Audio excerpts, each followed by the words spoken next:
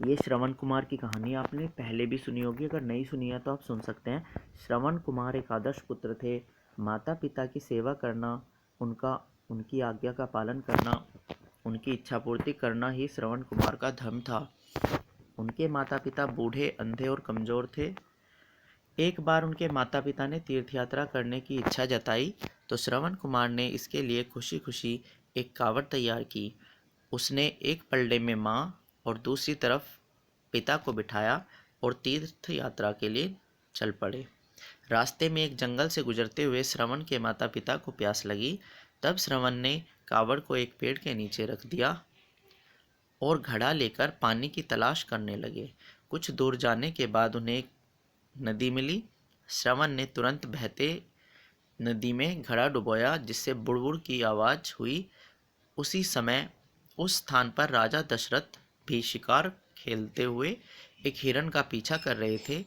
बुड़बुड़ की आवाज़ सुनकर उन्होंने अनुमान लगाया कि वहाँ हिरण या कोई जंगली जानवर पानी पी रहा है।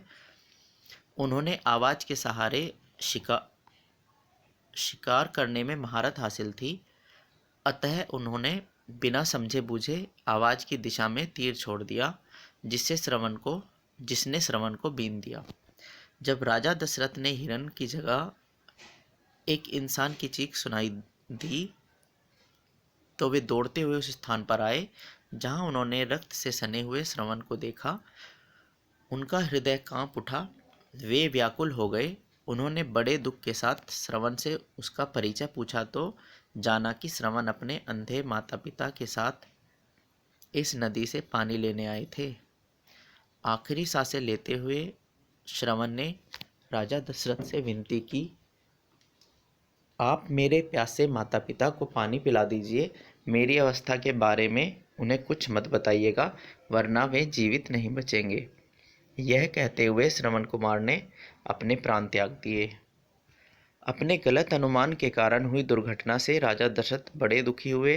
फिर भी साहस जुटाकर वे श्रवण कुमार के माता पिता के पास पहुँचे। पानी से भरा घड़ा जब राजा ने उन वृद्धों के हाथों में दिया तो वे बोले,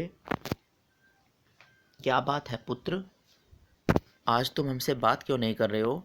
जब तक तुम कुछ नहीं बोलोगे तब तक हम यह पानी नहीं पिएंगे। कहते हुए उन दोनों ने घड़ा जमीन पर रख दिया। तब दुख व पछतावे भरी वाणी से राजा ने उन्हें सारी घटना सच सच बता दी, साथ ही अपने अपराध के लिए क्षमा भी मांगी।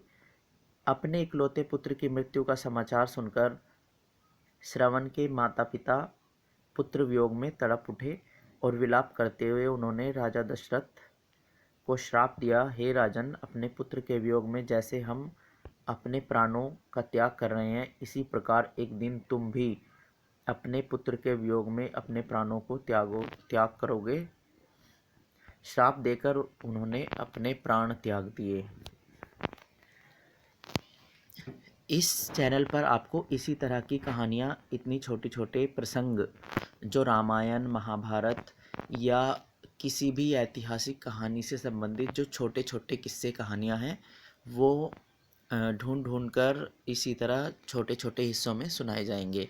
चाहे वो पुराने महाराजा चंद्रगुप्त मौर्य, सम्राट अशोक, पृथ्वीराज चौहान, महाराणा प्रताप और रामायण काल के, महाभारत काल के, या उससे भी पहले की जो कहानियाँ हैं, जैसे कि भरत की कहानी है, राजा दुष्यंत की, शकुंतला की, उससे पहले और भी जितनी भी, वो सब आपको यहाँ पर सुनने को मिलेंगी।